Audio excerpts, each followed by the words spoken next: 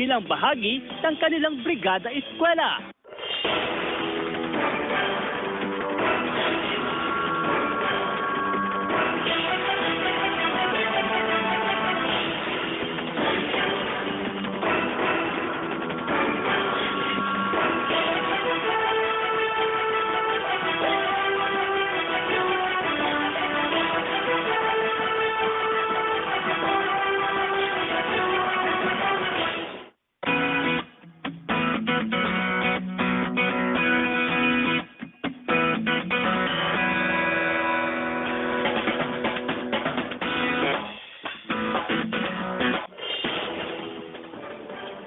Magandang hapon, Hilaga at Gitnang Luzon.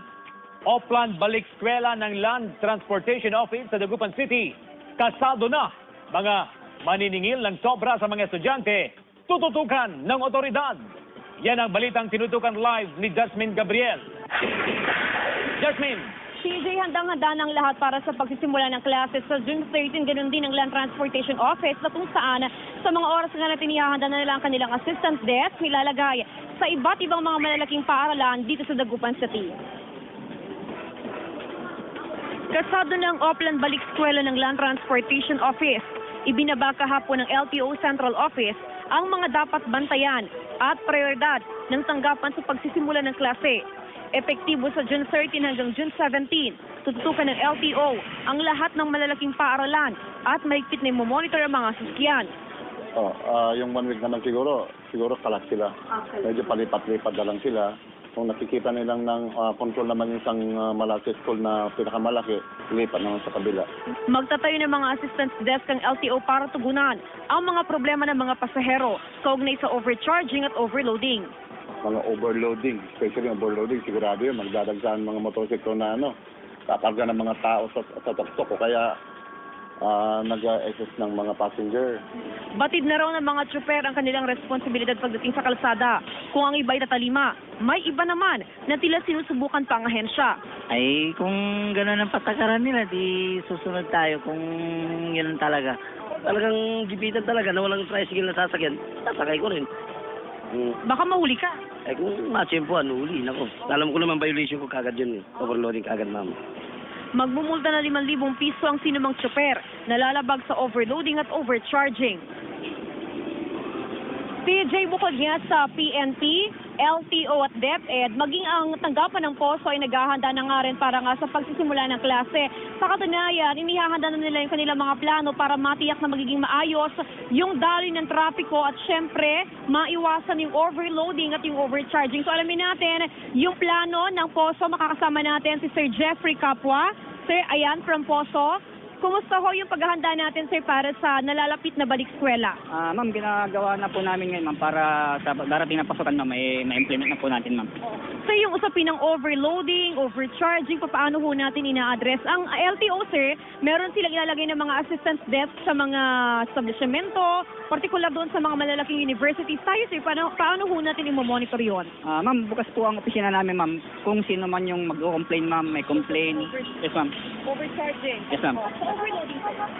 In-implement namin, ma'am, araw-araw kung sino yung nakikita namin na overloading, tricycle man o single, ina-apprehend namin, ma'am.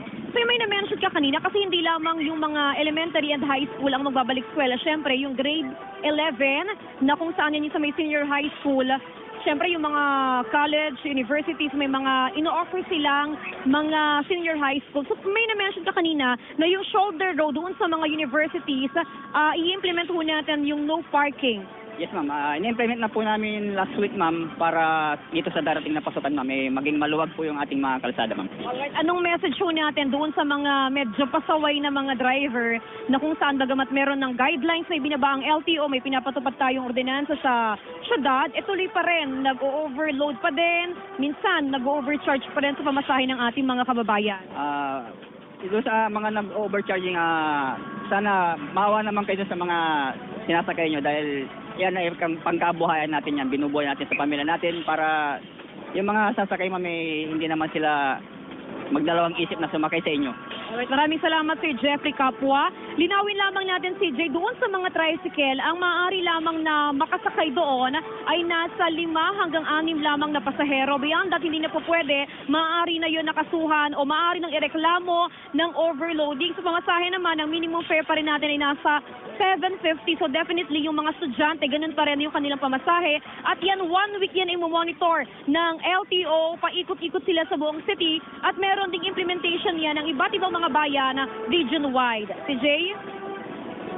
Maraming salamat, Jasmine Gabriel. Mister sa Baguio City, pinagsasaksak sa ulo at leeg. Patay!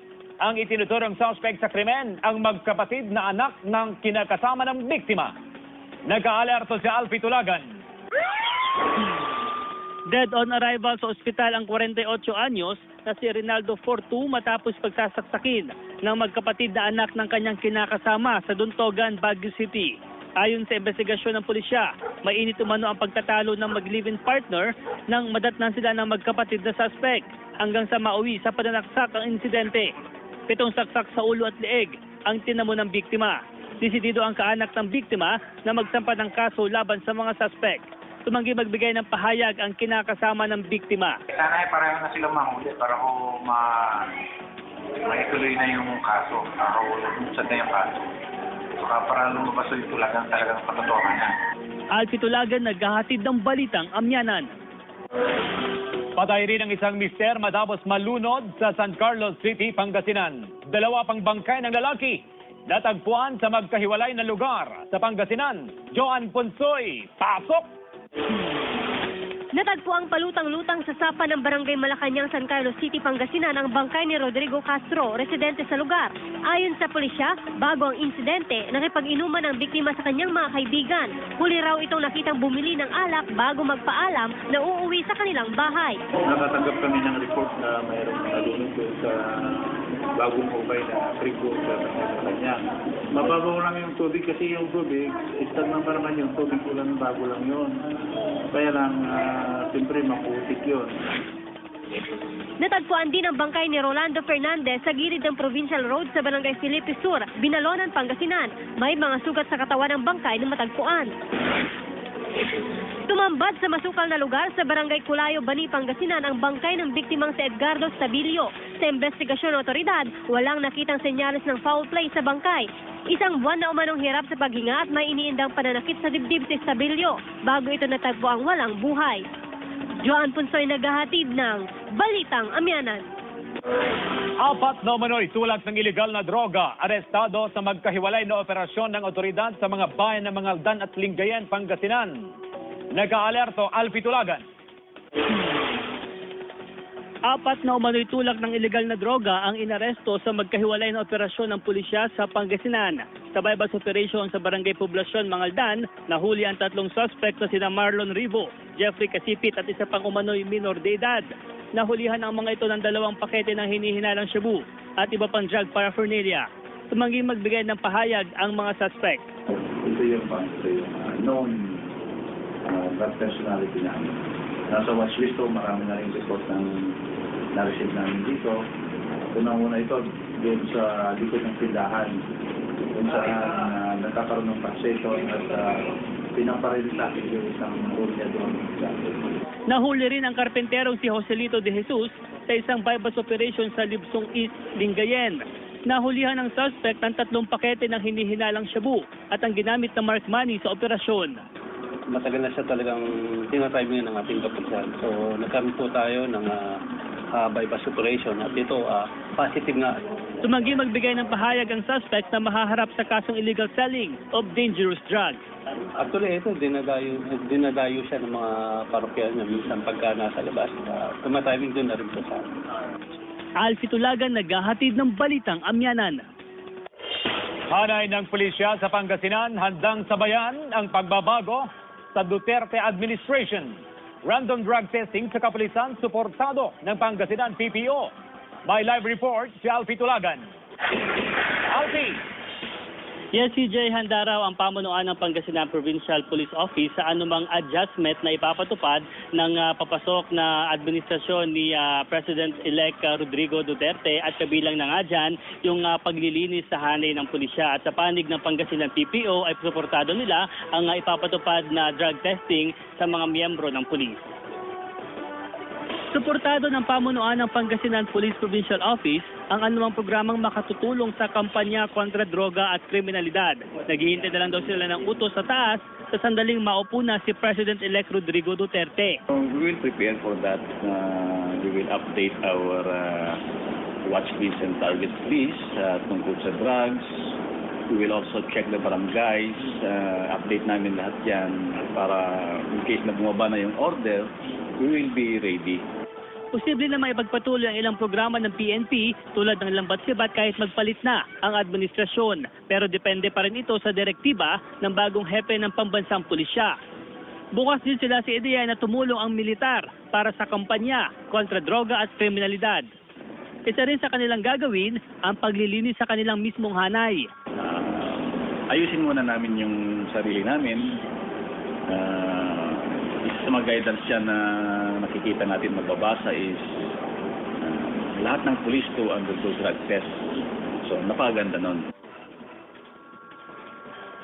CJ, nagpahayag na rin ang pamunuan nga ng susunod na mangunguna sa pambansang pulisya na yung mensahe niya na kanyang mga miyembro ay dapat talagang sumunod dito sa ipapatupad ng mga programa kontra kriminalidad at kontra droga. Kaya nag-abiso na rin siya doon sa mga miyembro ng pulis na parang kasama din siya sa ultimatum na hanggang 6 na buwan. Na kung may mga ugnayan sila o pakikisangkot sa usapin ng droga, ay dapat sila na yung umalis o di naman kaya ay lumantad at tulungan na magbago yung hanay ng pulisya. At pagdating naman dito sa update sa mga crime incidents at yung drug accomplishment sa probinsya ng Pangasinan, ay umaasa din itong pamunuan ng Pangasinan PPO na tuloy-tuloy yung kanilang mga programa para nga matulungan itong susunod na administrasyon na suportahan yung kanilang programa sa krimen at sa laban sa krimen at yung pagsawatanga dito sa illegal na droga. Sa kanilang talanga, itong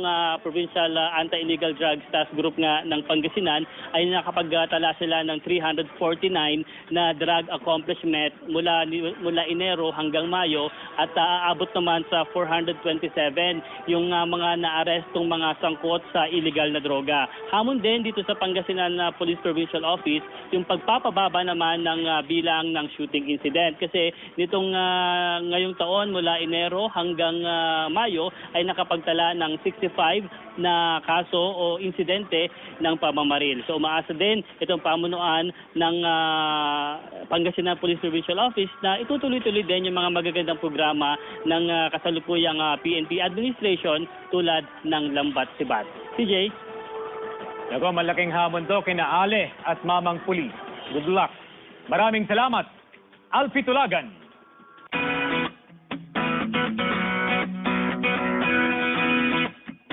Puspusan na ang paghahanda ng DepEd para sa nalalapit na pagbabalik eskwela. Ang ilan ahensya ng pamahalaan, gaya na lang ng Pangasinan PDRRMO, hindi nagpahuli sa pakikisa sa Brigada Eskwela. Tunghayan sa report ni John Sonsoy. Mga peligrosong sanga ng puno na maaaring bumagsak kapag naranasan ng malakas na bagyo ang tinabas ng mga kawani ng Pangasinan Disaster Risk Reduction and Management Office. Tumulong sila sa sinagawang Brigada Eskwela sa Benlag Central School. Tumawag yung mga ibang school na kumukulang sila sa manpower. Kaya at least ngayon po wala pa namang mga kalamidad. Kaya kami na po ang tumutulong sa mga ibang school. Nasa 15,000 square meters ang lawak ng Benlag Central School. Mahigit 1,000 mag-aaral ang magbabalik eskwela ngayong buwan. Importante na maging ligtas sa mga mag-aaral at malayo sa sakit at anumang sakuna pagpasok sa eskwela. Kulang nga yung 6 days eh. Pero sa mga likod-likod, pero sa harapan naman, talagang well-maintained yan kasi meron kaming mga janitors na sa job order. Everyday naman yan na nandyan sila, naglilinis. Kaya walang problema dyan sa harap. Isinama ni Nanay Tina ang kanyang incoming grade 1 pupil na anak na si Daniel sa Brigada Eskwela. Kasama si Daniel sa mga nagwalis sa bakuran ng paralan. Gusto niya kasing tumulong para maka-ready na yung school para sa pasukan. Nagbahagi rin ng mga kagamitang panlinis sa isang pribadong establishmento sa bayan. Joan Punsoy naghahatid ng Balitang Amyanan. Mga kapuso, narito ng ating public service announcement. Magkakahiwalay na scheduled power interruption ng mararanasan sa ilang nasasakupan ng Panelco 1 bukas June 3. Magsisimula ang kawalan ng supply ng kuryente sa Anda, Agno, Bolinao, Bani, Mabini, Burgos, Dasol, Infanta at Alaminos City ng alas 9 ng umaga hanggang 1:00 ng hapon. 1:00 hanggang alas 5 ng hapon naman ang power interruption sa Palamis, Poblasyon, Sadsaran, Pogo, San Jose, San Roque, San Antonio, Amambangan, Landok, Tawing-Tawing, Santa Maria, Inerangan at Polo na sakop ng Alaminos City. Maging sa ilang bahagi ng Tara, Kulang, Kabuyaw, Luna, Liwaliwa, Herminal, Concordia, Agnedo, Balingasay, Estanza, Tupa, Ilog Malino, Patar, Losiente 1 at Losiente 2 na sakop ng Bolinao.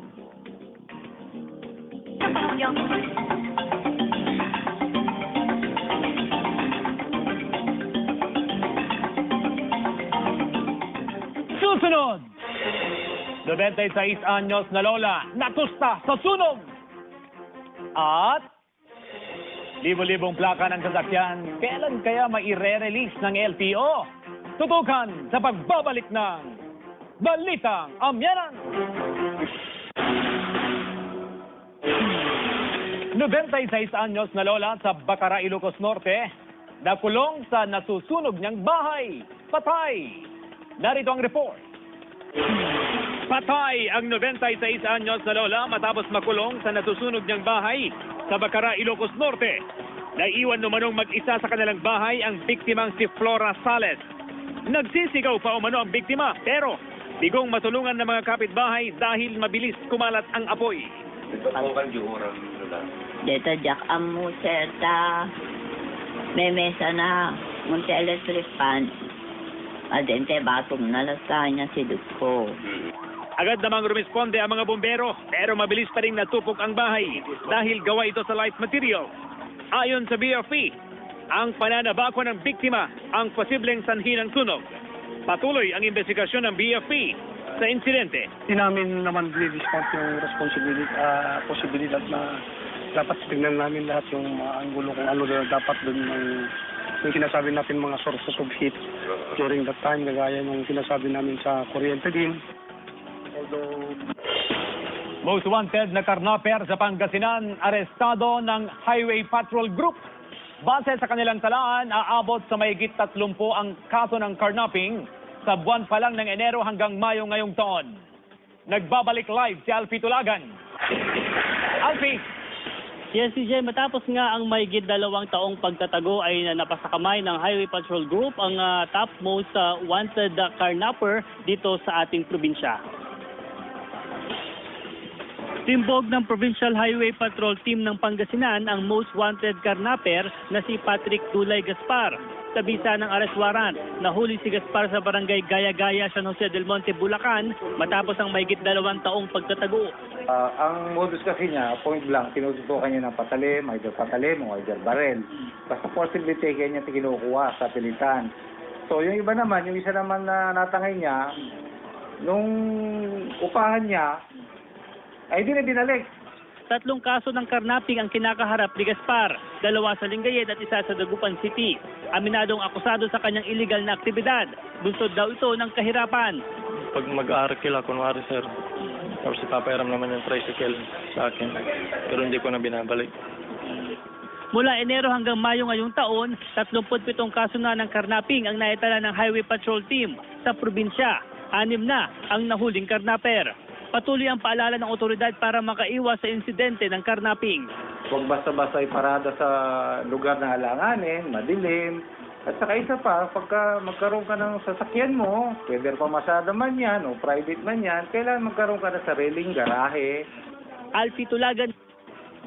CJ, yung 37 na ibinigay na tala sa atin ng Highway Patrol Group na kaso ng carnapping mula Enero hanggang Mayo ay binavalidate pa yan ng Highway Patrol Group kasi may mga sitwasyon daw na itong mga carnapping case na ito. Halimbawa, inuulat na lamang na nakarnap yung motor pero sa katunayan daw ay medyo nakalimutan daw na bayaran o kumpletuhin nung may-ari ng motor yung kanyang motorsiklo. Kaya nire-report na lang daw na nawala ito o nakarnap. May mga pagkakataon naman daw na nakalimutan lang na kunin dahil daw sa kalasingan. So ito yung mga bagay na inaalam ng Highway Patrol Group kung talagang totoong kaso ito ng karnapping. Magkagawin man, patuloy yung paalala ng Highway Patrol Group dito sa mga may-ari ng mga motorsiklo at maging yung mga four wheels na talagang mag-ingat at ganun din doon sa mga nais bumili ng mga sasakyan. Pinag-iingat ng Highway Patrol Group ang publiko sa pagbili ng mga second-hand vehicles. Ang payo nila,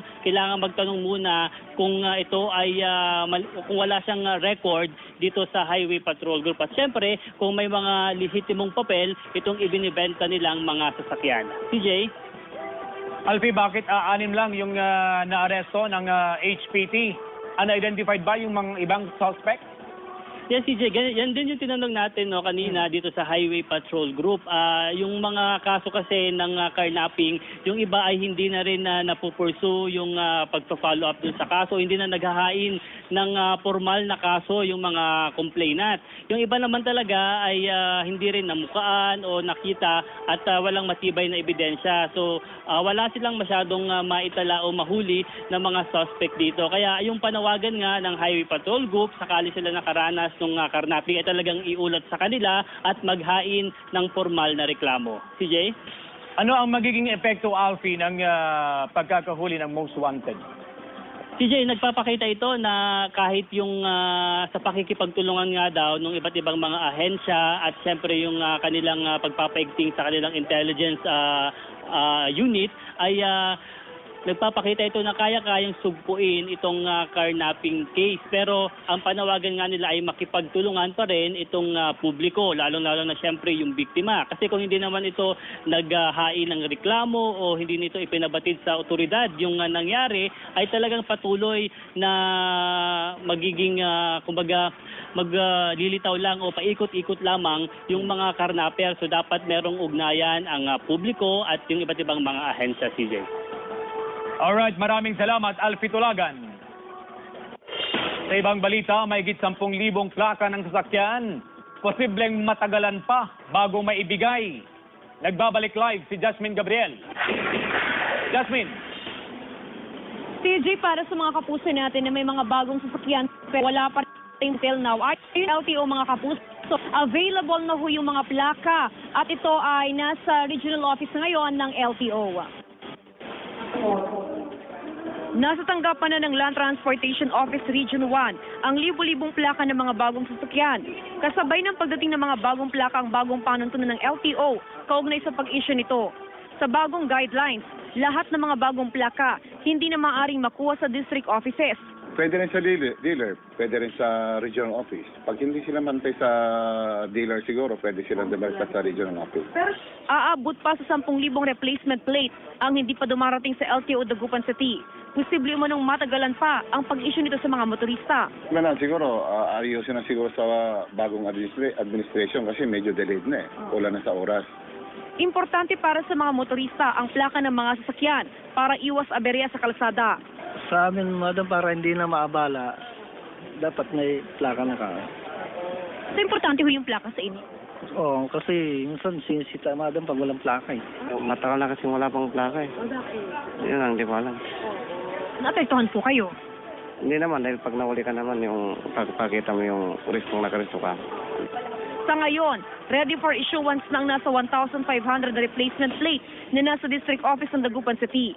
Ito ang mga plakang may plate number na nagtatapos sa 1 hanggang 4.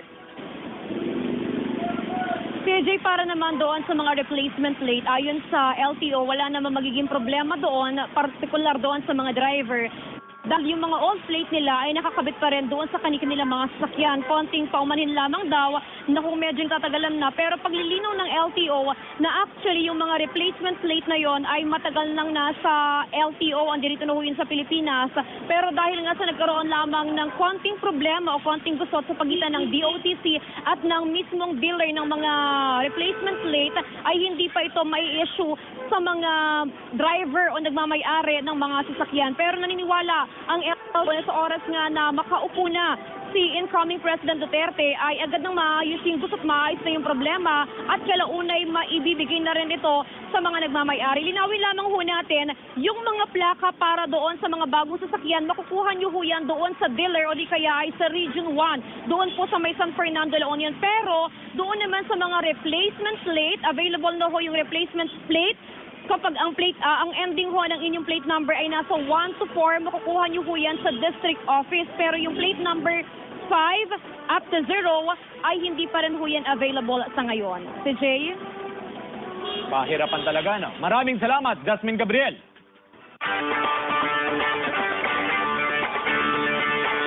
Mahigit 100 mag-aaral abala ngayon sa special training sa BFAR. Sentro ng kanilang pinag-aaralan ang scientific methods sa aquaculture. Tungayan sa report ni Jasmine Gabriel. Sumabak sa special training sa BFAR, National Integrated Fisheries Technology Development Center sa Dagupan City, Pangasinan, ang nasa 150 na mag-aaral at estudyante mula sa iba't ibang paaralan sa bansa. Pinag-aralan ang iba't ibang sistema ng pananaliksik at imbensyon kaugnay ng aquaculture. Itinuturing silang future young scientists dahil sa kanilang dedikasyon sa pag-aaral, lalo na sa larangan ng agham. Mas maganda kasi na habang maaga pa lang, matitrain na natin yung mga bata natin sa mga ganitong activity para malay natin, dito natin mahanap yung mga susunod na Albert Einstein. Actually, itong training na ito is designed para matuto ang mga bata sa research. Basically, the purpose of this research is to enhance their skills in research. Para sa mga estudyante, makabuluhan daw ang kanilang bakasyon dahil sa kanilang mga napag-aralan sa training. Yung katulad po dun sa laboratory po, yung mga algae daw po. Tapos po yung mga sea cucumber, ganun po. May tinuro rin po sila sa amin na virus kung paano sila nakukuha. Bukod sa mga lecture, sumalang din kaninang umaga sa thesis defense ang mga incoming grade 5 at grade 6 para sa kanilang proyekto sa loob ng 3 araw na training. Jasmine Gabriel naghahatid ng Balitang Amyanan. Narito namang ang public service announcement mula sa Beneco. Makakaranas ng 8 oras na scheduled power interruption mula alas 9 ng umaga hanggang alas 5 ng hapon sa ilang bahagi ng syudad ng Baguio bukas June 3. Apektado dito ang Tias, Lower Liwanag, Luwakan Proper, Bubon, Edza, Pines View, Atok Trail, Magsaysay, Apugan, Spring Hills, Luwakan Woodlane Court, Kadaklan Village, BOA at DENR. Bahagi ito ng pagpapalit ng linya ng Beneco.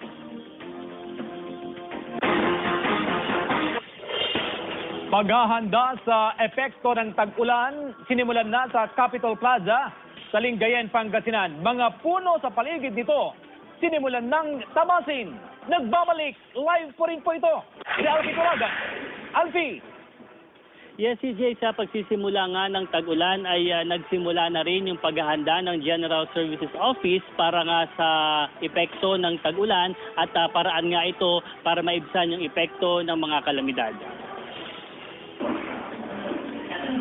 Naghahanda na ang General Services Office sa paglilinis at pagtatabas ng mga malalaking puno sa Capitol Plaza sa Lingayen, Pangasinan. Sa pamamagitan nito, mababawasan daw ang posibleng epekto ng malalakas na bagyo. Part of yung preparation natin for the onset of the rainy season is the trimming, pruning of mga trees natin para syempre yung pag halimbawa may typhoon, hindi masyado yung damage at saka sa pag-protekta na rin sa mga lives at saka sa mga properties. Noong nakaraang taon, pinadapa ng bagyo ang karamihan ng mga puno sa Capitol Plaza. Pero mabilis naman itong lumago. Hindi na raw kailangan ng environmental permit dahil pruning lang ang ginagawa sa mga malalaking puno. We also extend help or assistance sa mga schools din po that request our assistance for the pruning of their trees. Ikinatuwa ni Ginang Flor de Lisa ang ginagawang paghahanda ng Kapitolyo sa tag-ulan. Sinisimulan na rin daw nito ang paghahanda sa kanilang lugar. Yun din, yung paglilinis sa mga basura para pag ulan, hindi mahirapan yung kanal, ganun. Saka hindi maraming lamok. TJ, hindi na lang dito sa palibot ng Capitol Plaza isinasagawa yung clearing operation kumbaga na ginagawa ng General Services Office. Pwede din kasi sila mag-extend ng kanilang serbisyo o yung tulong lalo na doon sa mga lugar na may mga matataas na puno. Pwede kasi silang humiling ng mga gamit kagaya ng Versalift kung saan yung mga matataas na puno ay hindi na mano-manong aakyatin para lamang tabasin. May mga gamit sila dito para nga putulin itong mga sanga. At wala silang ginagawang mga uprooting ng mga puno, tanging pruning o yung trimming lamang yung kanilang ginagawa. At bahagi pa rin ng kanilang paghahanda sa kalamidad ay yung paglilinis sa buong paligid ng Kapitolyo hanggang doon sa pagsasaayos ng mga kanal o daluyan ng tubig sa palibot ng Provincial Capital. CJ? Maraming salamat, Alfie Tulagan. 4 na akusado sa kasong panggagahasa timbog sa magkahiwalay na operasyon sa Ilocos Norte. Nagka-alerto si GMA News Stringer, Dennis Alipio. Makalipas ang 2 taon, natimbog ang 3 pangunahing akusado sa kasong panggagahasa at pagpatay sa isang 16 anyos na dalagita sa San Nicolas, Ilocos Norte. Nakilala ang mga akusado na sina Raymond Ciriales, 18 anyos, Dennis Bulataw, 21 anyos, at Lionel Alcusin, 20 anyos. Nadakip ang mga suspek sa bisa ng warrant of arrest. Giit ng mga akusado, wala silang kinalaman sa krimen. Walang katotohanan yun. Bakit ko natawid? Suspect lang tungkol sa namatay doon. Kakilala niyo yung victim? Hindi. Sa Sarat, Ilocos Norte naman, arestado ang isang barangay kagawad na si Orlando James Gomez dahil pa rin sa kasong panggagahasa. Hindi pumalag si Gomez ng arestuhin ng otoridad. Tahimik naman siya, hindi naman siya nag-react violently sa matiwasay po na sumama ang nahuli po natin. Ayon sa pulisya, pinagsamantalahan umano ng akusado ang bagong panganak na kapitbahay. Tumanggi nang magbigay ng pahayag ang akusado. Mula sa Ilocos Norte, Dennis Alipio naghahatid ng balitang Amyanan. Isang batang babae na pipi at bingi ang natagpuan ng isang residente na pagala-gala sa barangay Malindong, Binmaloy, Pangasinan. Tinatayang nasa edad 14 hanggang 15 ang batang babae. Nananawagan ng Binmaloy Police sa mga kamag-anak ng nawawalang bata na maaaring puntahan ito sa himpilan ng pulisya. Sa ibang balita, COMELEC muling nanawagan sa mga kumandidato nitong eleksyon 2016 para magsumite na ng SOSE. May ulat si Jasmine Gabriel. Nanawagan ng COMELEC Pangasinan sa lahat ng mga kumandidato sa katatapos na eleksyon, nanalo man o natalo, na simulan na magsumite ng kanilang Statement of Contributions and Expenditures o SOSE. Sa pinakahuling datos ng COMELEC Pangasinan, mula sa 48 provincial candidates, mula sa gubernatorial, congressional at provincial boards, 4 lang ang nagsumite ng kanilang SOSE. Lahat man nag-file ng COC, na hindi nag-withdraw before December 10, yung date ng withdrawal. So, lahat yan magsasubmit. Kabilang sa 4 na nagsumite ng SOSE, sina Board Member Angel Banica Jr. at tumakbong board member sa unang distrito ng Pangasinan na si Loreto Popoy Obise. So far, kompleto na po, pati yung mga receipts, tsaka yung ano. Bakit hindi lang kayo nag-file? Bali, syempre, kinumpleto pa po, tsaka para at least wala pong problema in the future. Talagang, siyempre, sundin natin kung ano yung patakaran ng COMELEC. Dahil siyempre, pag hindi ka sumunod, baka maapektuhan ka sa susunod na halalan. Babala ng COMELEC sa mga nanalong kandidato na hindi sila makakaupo sa pwesto kung hindi makapagsumite ng SOSE. Habang sa mga natalo, pwedeng basihan ito ng diskwalifikasyon sa oras na maisipan nilang tumakbo uli sa susunod na eleksyon. Ang COMELEC, ang kwan lang is to proclaim. After proclamation, wala nang kwan dyan, wala na kami out ng COMELEC. So, DILG naman ngayon. So, pag yung mga nag-file, important sa namin yung mga DILG. Sa June 8 na ang deadline ng submission ng SOSE. Jasmine Gabriel naghahatid ng Balitang Amyanan.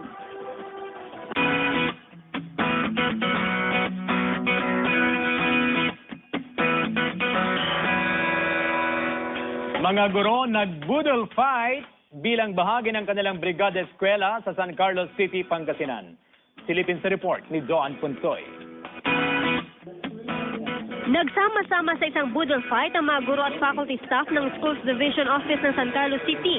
Kasama sa Unity Lunch si Atty. Alberto Muyot, Undersecretary for Legal and Legislative Affairs ng Department of Education. Nasa Pangasinan ng DepEd official upang i-monitor ang kahandaan ng mga paaralan at guro sa nalalapit na pasukan. Generally, okay na tayo, ready na tayo. Yung mga classrooms, mga teachers, tapos yung material, susunod na lang yung mga in-imprentang materials ngayon. Ayon sa opisyal, sa loob ng 2 buwan, matatapos na ang mga kinukumpuning grade 11 buildings para sa senior high. Sa pag-uumpisa ng klase sa June 13, pansamantala ipatutupad ang contingency measures ng DepEd. O yung mga lab, gagamitin natin na classroom, yung mga library, tapos some of the administrative offices, gagamitin natin na classrooms. Bago magbukas ang klase, ipapadala na rin umano ang mga instructional materials at libro para sa grade 11. Kinumpirma ng DepEd Regional Office 1 na may mga paaralan na magpapatupad ng shifting sa nalalapit na pasukan.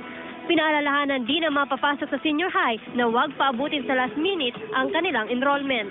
As much as possible nga yun ang instructions ni Secretary na mag-set na kami ng deadline ng enrollment ng mga senior high school. So, tinatawagan ko lahat ng mga parents ng mga senior high school, sana magpalista na sila. Joan Punsoy naghahatid ng Balitang Amyanan. Latest sa foreign exchange rates, ating alamin sa report. Bahagya ang palitan ng piso kontra dolyar na nasa 46 pesos and 69 centavos ngayon. Bumaba ang value ng pound ngayon na nasa 67 pesos and 31 centavos. 35 pesos at 71 centavos naman ang palitan ng Canadian dollar. Nasa 123 pesos and 84 centavos naman ang halaga ng dinar.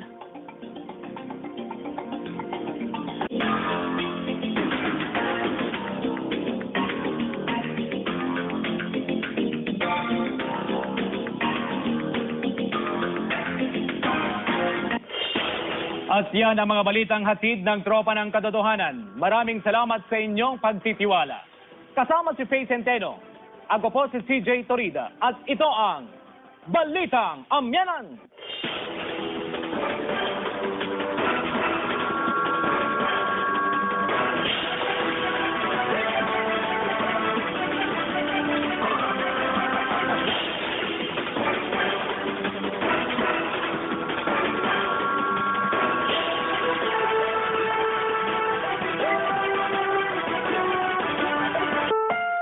Krimen at sa laban sa krimen at yung pagsawatanga dito sa illegal na droga. Sa kanilang talanga, itong Provincial Anti-Illegal Drugs Task Group nga ng Pangasinan ay nakapagtala sila ng 349 na drug accomplishment mula Enero hanggang Mayo at aabot naman sa 427 yung mga naarestong mga sangkot sa illegal na droga. Hamon din dito sa Pangasinan Police Provincial Office yung pagpapababa naman ng bilang ng shooting incident kasi nitong ngayong taon mula Enero hanggang Mayo ay nakapagtala ng 65 na kaso o insidente ng pamamaril. So umaasa din itong pamunuan ng Pangasinan Police Provincial Office na itutuloy-tuloy din yung mga magagandang programa ng kasalukuyang PNP administration tulad ng Lambat Sibat. CJ? Ako, malaking hamon to kina Ale at Mamang Pulis. Good luck. Maraming salamat. Alfie Tulagan.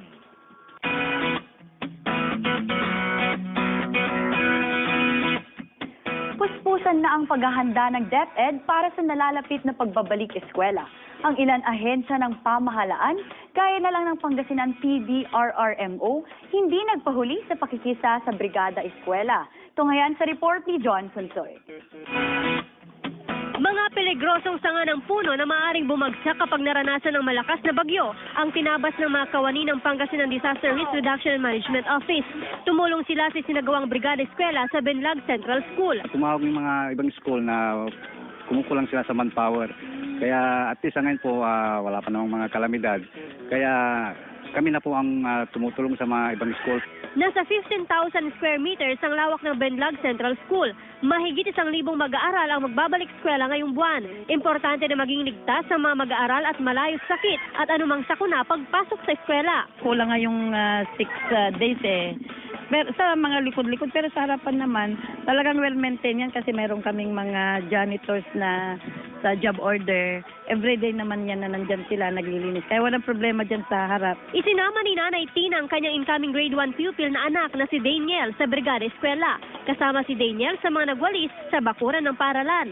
Gusto niya kasing tumulong para maka-ready na yung school para sa pasukan. Nagbahagi rin ng mga kagamitang panlinis sa isang pribadong establishmento sa bayan. Joan Punsoy naghahatid ng Balitang Amyanan. Mga kapuso, narito ng ating public service announcement.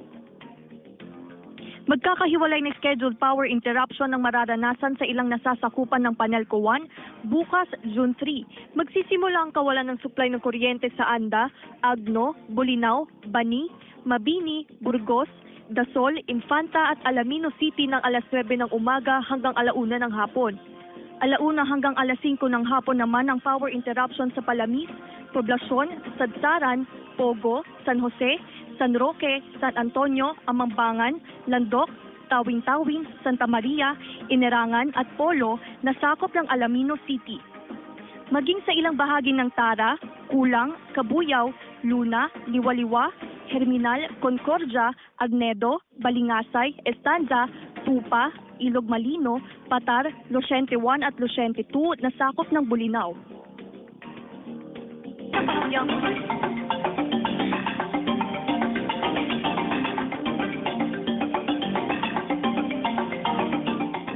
Susunod! 96 anyos na lola, natusta sa sunog! At libo-libong plaka ng sasakyan, kailan kaya maire-release ng LTO? Tutukan sa pagbabalik ng Balitang Amyanan!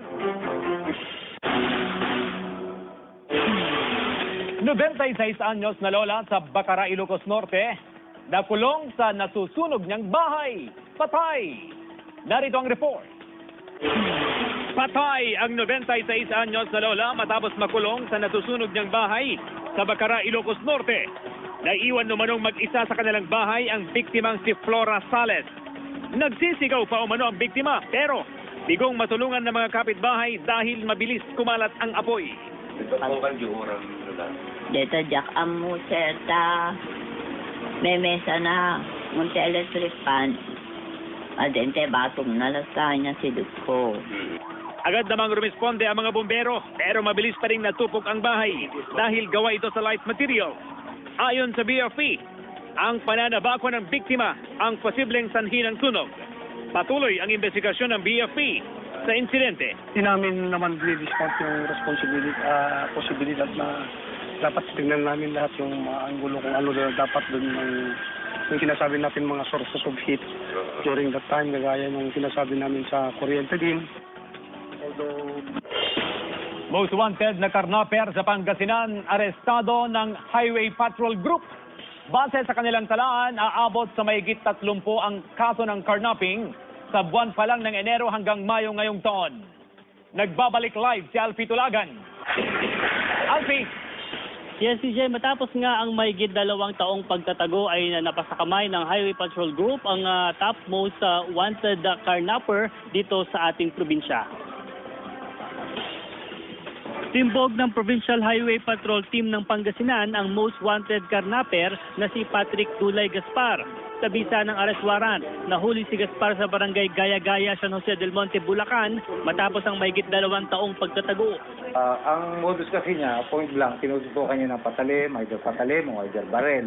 Basta forcibly taken niya kinukuha sa pilitan. So yung iba naman, yung isa naman na natangay niya, nung upahan niya, ay di na binalik. 3 kaso ng karnapping ang kinakaharap ni Gaspar, 2 sa Lingayen at 1 sa Dagupan City. Aminadong akusado sa kanyang illegal na aktibidad. Bunsod daw ito ng kahirapan. Pag mag-aarakil ako, kunwari sir, tapos ipapairam naman yung tricycle sa akin, pero hindi ko na binabalik. Mula Enero hanggang Mayo ngayong taon, 37 kaso na ng karnaping ang naitala ng Highway Patrol Team sa probinsya. 6 na ang nahuling karnaper. Patuloy ang paalala ng otoridad para makaiwas sa insidente ng karnaping. Huwag basta-basta iparada sa lugar na alanganin, madilim. At saka isa pa, pagka magkaroon ka ng sasakyan mo, whether pamasada man yan o private man yan, kailangan magkaroon ka ng sariling garahe. Alfie Tulagan. CJ, yung 37 na ibinigay na tala sa atin ng Highway Patrol Group na kaso ng karnaping mula Enero hanggang Mayo ay binavalidate pa yan ng Highway Patrol Group kasi may mga sitwasyon daw na itong mga karnaping case na ito. Halimbawa, inuulat na lamang na nakarnap yung motor pero sa katunayan daw ay medyo nakalimutan daw na bayaran o kumpletuhin nung may-ari ng motor yung kanyang motorsiklo. Kaya nire-report na lang daw na nawala ito o nakarnap. May mga pagkakataon naman daw na nakalimutan lang na kunin dahil daw sa kalasingan. So ito yung mga bagay na inaalam ng Highway Patrol Group kung talagang totoong kaso ito ng karnaping. Magagawin man, patuloy yung paalala ng Highway Patrol Group dito sa mga may-ari ng mga motorsiklo at maging yung mga four wheels na talagang mag-ingat at ganun din doon sa mga nais bumili ng mga sasakyan. Pinag-iingat ng Highway Patrol Group ang publiko sa pagbili ng mga second-hand vehicles. Ang payo nila, kailangan magtanong muna kung ito ay kung wala siyang record dito sa Highway Patrol Group. At syempre, kung may mga lehitimong papel, itong ibinibenta nilang mga sasakyan. CJ? Alfie, bakit 6 lang yung naaresto ng HPT? Unidentified ba yung mga ibang suspect? Yes, CJ, yan din yung tinanong natin kanina dito sa Highway Patrol Group. Yung mga kaso kasi ng karnaping, yung iba ay hindi na rin napupursu yung pagpa-follow up dun sa kaso. Hindi na naghahain ng formal na kaso yung mga complainant. Yung iba naman talaga ay hindi rin namukaan o nakita at walang matibay na ebidensya. So wala silang masyadong maitala o mahuli ng mga suspect dito. Kaya yung panawagan nga ng Highway Patrol Group, sakali sila nakaranas ng karnaping ay talagang iulat sa kanila at maghain ng formal na reklamo. CJ? Ano ang magiging epekto, Alfie, ng pagkakahuli ng most wanted? CJ, nagpapakita ito na kahit yung sa pakikipagtulungan nga daw ng iba't ibang mga ahensya at siyempre yung kanilang pagpapaigting sa kanilang intelligence unit ay nagpapakita ito na kaya-kayang sugpuin itong karnaping case. Pero ang panawagan nga nila ay makipagtulungan pa rin itong publiko, lalong-lalo na siyempre yung biktima. Kasi kung hindi naman ito naghahain ng reklamo o hindi nito ipinabatid sa otoridad yung nangyari, ay talagang patuloy na magiging, kumbaga, maglilitaw lang o paikot-ikot lamang yung mga karnaper. So dapat merong ugnayan ang publiko at yung iba't ibang mga ahensya, CJ. Alright, maraming salamat, Alfie Tulagan. Sa ibang balita, may higit 10,000 plaka ng sasakyan. Posibleng matagalan pa bago maibigay. Nagbabalik live si Jasmine Gabriel. Jasmine. CJ, para sa mga kapuso natin na may mga bagong sasakyan pero wala pa rin till now, ay LTO mga kapuso. So, available na ho yung mga plaka at ito ay nasa regional office ngayon ng LTO. Nasa tanggapan na ng Land Transportation Office Region 1 ang libu-libong plaka ng mga bagong sasakyan. Kasabay ng pagdating ng mga bagong plaka ang bagong panuntunan ng LTO kaugnay sa pag-issue nito. Sa bagong guidelines, lahat ng mga bagong plaka hindi na maaaring makuha sa district offices. Pwede rin sa dealer, pwede rin sa regional office. Pag hindi sila mantay sa dealer siguro, pwede silang develop sa regional office. Pero aabot pa sa 10,000 replacement plate ang hindi pa dumarating sa LTO Dagupan City. Posible umanong matagalan pa ang pag-issue nito sa mga motorista. Siguro, ayusin na siguro sa bagong administration kasi medyo delayed na eh. Wala na sa oras. Importante para sa mga motorista ang plaka ng mga sasakyan para iwas aberya sa kalsada. Sa amin, madam, para hindi na maabala, dapat may plaka na ka. So, importante ho yung plaka sa inyo?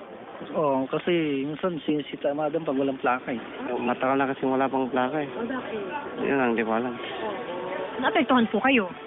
Hindi naman, dahil pag nahuli ka naman, yung pagpakita mo yung riskong nakaresto ka. Sa ngayon, ready for issuance ng nasa 1,500 na replacement plate na nasa District Office ng Dagupan City. Ito ang mga plakang may plate number na nagtatapos sa 1 hanggang 4.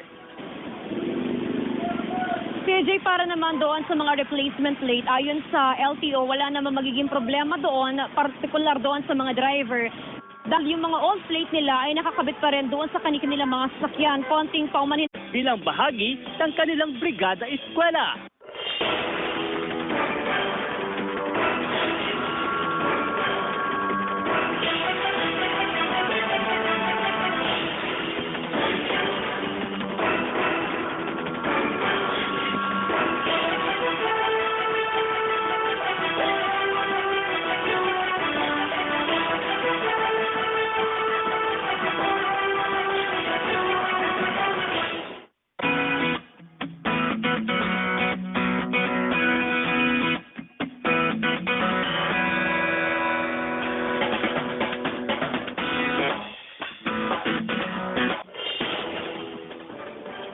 Magandang hapon, Hilaga at Gitnang Luzon. Oplan balik eskwela ng Land Transportation Office sa Dagupan City. Kasado na mga maniningil ng sobra sa mga estudyante, tututukan ng otoridad. Yan ang balitang tinutukan live ni Jasmine Gabriel. Jasmine! CJ, handang-handa ng lahat para sa pagsisimula ng klase sa June 13, ganun din ng Land Transportation Office na kung saan sa mga oras nga natin ihahanda na nila ang kanilang assistance desk nilalagay sa iba't ibang mga malalaking paaralan dito sa Dagupan City. Kasado ng Oplan balik eskwela ng Land Transportation Office, ibinaba kahapon ng LTO Central Office ang mga dapat bantayan at prioridad ng tanggapan sa pagsisimula ng klase. Epektibo sa June 13 hanggang June 17, tututukan ng LTO ang lahat ng malalaking paaralan at mahigpit na monitor ang mga sasakyan. Yung 1 week naman siguro kalat sila. Medyo palipat-lipat na lang sila. Kung nakikita nilang ng control naman yung isang malaki school na pinakamalaki, lipat naman sa kabila. Magtatayo ng mga assistance desk ang LTO para tugunan ang mga problema ng mga pasahero kaugnay sa overcharging at overloading.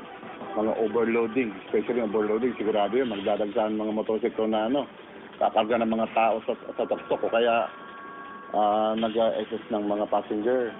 Batid na raw ng mga tsuper ang kanilang responsibilidad pagdating sa kalsada. Kung ang iba ay tatalima, may iba naman na tila sinusubukan pa ang ahensya.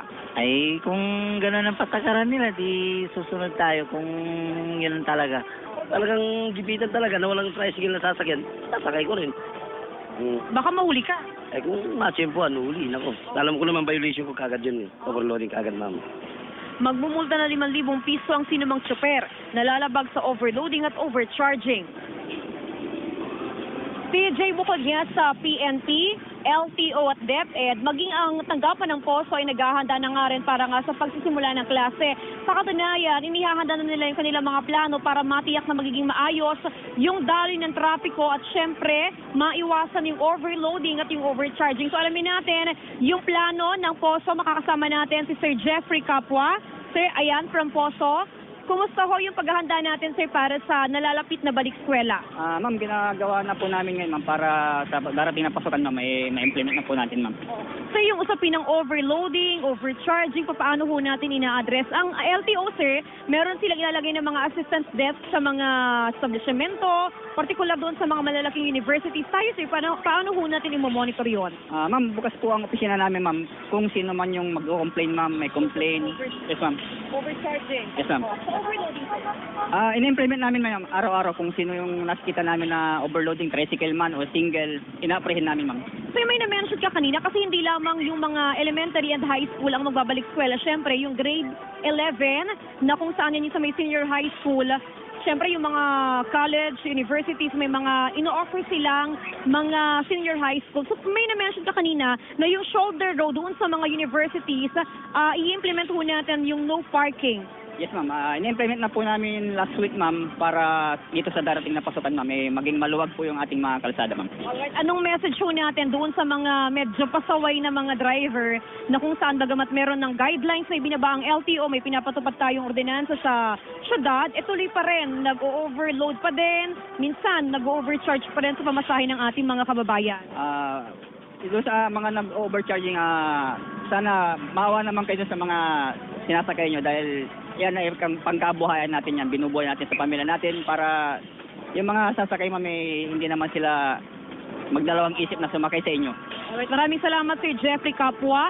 Linawin lamang natin CJ, doon sa mga tricycle, ang maaari lamang na makasakay doon ay nasa 5 hanggang 6 lamang na pasahero. Beyond that, hindi na po pwede, maaari na yun nakasuhan o maaari nang ireklamo ng overloading. Sa pamasahe naman, ang minimum fare pa rin natin ay nasa 750. So definitely yung mga estudyante, ganun pa rin yung kanilang pamasahe. At yan, 1 week yan ay monitor ng LTO, paikot-ikot sila sa buong city at meron ding implementation yan ng iba't ibang mga bayan region-wide. Si Jay? Maraming salamat, Jasmine Gabriel. Mister sa Baguio City, pinagsasaksak sa ulo at leeg. Patay! Ang itinuturong suspect sa krimen, ang magkapatid na anak ng kinakasama ng biktima. Nag-aalerto si Alfie Tulagan. Dead on arrival sa ospital ang 48 anyos na si Rinaldo Fortu matapos pagsasaksakin ng magkapatid na anak ng kanyang kinakasama sa Duntogan, Baguio City. Ayon sa investigasyon ng pulisya, mainit umano ang pagtatalo ng mag-live-in partner nang madatnan sila ng magkapatid na suspect hanggang sa mauwi. Lamang daw na kung medyo tatagalan na, pero paglilinaw ng LTO na actually yung mga replacement plate na yon ay matagal nang nasa LTO ang dirito na yun sa Pilipinas, pero dahil nga sa nagkaroon lamang ng konting problema o konting gusot sa pagitan ng DOTC at ng mismong dealer ng mga replacement plate ay hindi pa ito may issue sa mga driver o nagmamay-ari ng mga sasakyan. Pero naniniwala ang LTO sa oras nga na makaupo na si incoming President Duterte ay agad nang maayos yung gusto't maayos na yung problema at kalaunay maibibigay na rin ito sa mga nagmamay-ari. Linawin lamang ho natin yung mga plaka para doon sa mga bagong sasakyan. Makukuha nyo ho yan doon sa dealer o di kaya ay sa Region 1. Doon po sa may San Fernando, La Union. Pero doon naman sa mga replacement plate, available na ho yung replacement plate. Kapag ang plate, ang ending ho ng inyong plate number ay nasa 1 to 4, makukuha nyo ho yan sa district office. Pero yung plate number 5 up to 0 ay hindi pa rin ho yan available sa ngayon. Si Jay?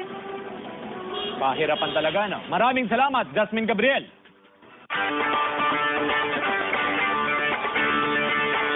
Mahigit 100 mag-aaral abala ngayon sa special training sa BFAR. Sentro ng kanilang pinag-aaralan ang scientific methods sa aquaculture. Tungayan sa report ni Jasmine Gabriel. Sumabak sa special training sa BFAR, National Integrated Fisheries Technology Development Center sa Dagupan City, Pangasinan, ang nasa 150 na mag-aaral at estudyante mula sa iba't ibang paaralan sa bansa. Pinag-aralan ang iba't ibang sistema ng pananaliksik at imbensyon kaugnay ng aquaculture. Itinuturing silang future young scientists dahil sa kanilang dedikasyon sa pag-aaral, lalo na sa larangan ng agham. Mas maganda kasi na habang maaga pa lang, matitrain na natin yung mga bata natin sa mga ganitong activity para malay natin, dito natin mahanap yung mga susunod na Albert Einstein. Actually, itong training na ito is designed para matuto ang mga bata sa research. Basically, the purpose of this research is to enhance their skills in research. Para sa mga estudyante, makabuluhan daw ang kanilang bakasyon dahil sa kanilang mga napag-aralan sa training. Yung katulad po din sa laboratory po, yung mga algae daw po. Tapos po yung mga sea cucumber, ganun po. May tinuro rin po sila sa amin na virus kung paano sila nakukuha. Bukod sa mga lecture, sumalang din kaninang umaga sa thesis defense ang mga incoming grade 5 at grade 6 para sa kanilang proyekto sa loob ng 3 araw na training. Jasmine Gabriel naghahatid ng Balitang Amyanan. Narito namang ang public service announcement mula sa Beneco.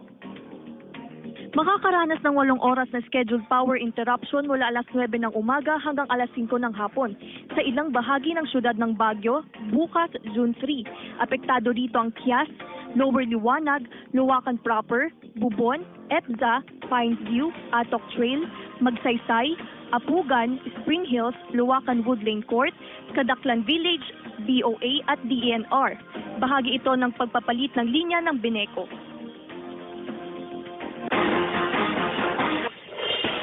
Paghahanda sa epekto ng tag-ulan, sinimulan na sa Capitol Plaza sa Lingayen, Pangasinan. Mga puno sa paligid nito, sinimulan ng tabasin. Nagbabalik, live po rin po ito. Si Alfie Tulagan. Alfie! Yes, CJ, sa pagsisimula nga ng tag-ulan ay nagsimula na rin yung paghahanda ng General Services Office para nga sa epekto ng tag-ulan at paraan nga ito para maibsan yung epekto ng mga kalamidad. Naghahanda na ang General Services Office sa paglilinis at pagtatabas ng mga malalaking puno sa Capitol Plaza sa Lingayen, Pangasinan. Sa pamamagitan nito, mababawasan daw ang posibleng epekto ng malalakas na bagyo. Part of yung preparation natin for the onset of the rainy season is the trimming, pruning of mga trees natin para syempre yung pag halimbawa may typhoon, hindi masyado yung damage at saka sa pag-protekta na rin sa mga lives at saka sa mga properties. Noong nakaraang taon, pinadapa ng bagyo ang karamihan ng mga puno sa Capitol Plaza. Pero mabilis naman itong lumago. Hindi na raw kailangan ng environmental permit dahil pruning lang ang ginagawa sa mga malalaking puno. We also extend help or assistance sa mga schools din po that request our assistance for the pruning of their trees. Ikinatuwa ni Ginang Flor de Lisa ang ginagawang paghahanda ng Kapitolyo sa tag-ulan. Sinisimulan na rin daw nito ang paghahanda sa kanilang lugar. Yun din, yung paglilinis sa mga basura para sa tag-ulan, hindi mahirapan yung kanal, ganun. Saka hindi maraming lamok. CJ, hindi na lang dito sa palibot ng Capitol Plaza isinasagawa yung clearing operation kumbaga na ginagawa ng General Services Office. Pwede din kasi sila mag-extend ng kanilang serbisyo o yung tulong lalo na doon sa mga lugar na may mga matataas na puno. Pwede kasi silang humiling ng mga gamit kagaya ng Versalift kung saan yung mga matataas na puno ay hindi na mano-manong aakyatin para lamang tabasin. May mga gamit sila dito para nga putulin itong mga sanga. At wala silang ginagawang mga uprooting ng mga puno, tanging pruning o yung trimming lamang yung kanilang ginagawa. At bahagi pa rin ng kanilang paghahanda sa kalamidad ay yung paglilinis sa buong paligid ng Kapitolyo hanggang doon sa pagsasaayos ng mga kanal o daluyan ng tubig sa palibot ng Provincial Capitol. CJ? Maraming salamat, Alfie Tulagan. Sa pananaksak ang insidente, 7 saksak sa ulo at leeg ang tinamo ng biktima. Desidido ang kaanak ng biktima na magsampa ng kaso laban sa mga suspect.